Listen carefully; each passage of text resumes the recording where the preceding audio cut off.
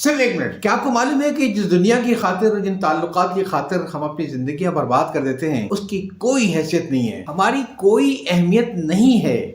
اور اگر یہ چیز سمجھنی ہو تو کسی کے انتقال کا احوال دیکھ لیں. جب مرنے کے ساتھ ہی اس کے رشتہ دار، اس کے دوست احباب اس کے نام سے نہیں پکارتے ہیں، بلکہ اسے کہتے ہیں کہ لاش کہاں ہے، مردہ کہاں لے جایا جائے گا، جنازہ کب اٹھے گا. نام تک دنیا چھین لیتی ہے، باقی تو چیزیں چھوڑ دیجیے آپ. اور اس کے ساتھ ہی کسی چیز پہ اس کا اختیار نہیں رہتا ہے. وہ اگر آپ تدفین کا منظر دیکھ لیں تو وہاں بھی آپ کو بڑا عجیب سا لگے گا. جو لوگوں میں بے چینی اور اضطراب ہوتا ہے کہ لگتا ہے کہ منہ دیکھے میں ہاتھ ہو گیا کہ باقی لوگ دیکھ لیں کہ دیکھیں فلاں صاحب آئے ہوئے تھے تدفین کے اندر، اور ایک دوسرے کی حاضریاں لگاتے رہیں. مردے سے کسی کو دلچسپی نہیں ہوتی ہے. یہ ایک حقیقت ہے کہ لوگ قبر کے پاس کھڑے ہو کے موبائل فون پہ بہت تیز تیز بتا رہے تھے، یار ایک صاحب کے جنازے میں آیا ہوا تھا، تھوڑی دیر لگ رہی ہے، میں آپ کو کال بیک کر لوں گا. کیا اپنے باس کے پاس اگر وہ میٹنگ میں ہوں گے تو اس طریقے سے کبھی باوازِ بلند کہیں گے؟ اور ایک مثال آپ کو اور دوں گا کہ بھی آپ قبرستان کے باہر دیکھیں تو وہاں پہ سنگ مرمر کی جو تختیاں بناتے ہیں ان کے ڈھیر ہیں. تاریخیں جا کے دیکھیں اس کے بعد آپ، یہ مہینوں پرانی نہیں، سالوں پرانی تختیاں وہاں پہ بن کے رکھی ہوں گی، جس کو لینے والے لے کے نہیں آئے، سب بھول بھال گئے. وہ سنگ مرمر کی تختی نہیں اٹھا رہے تھے. میں نے اس سے پوچھا،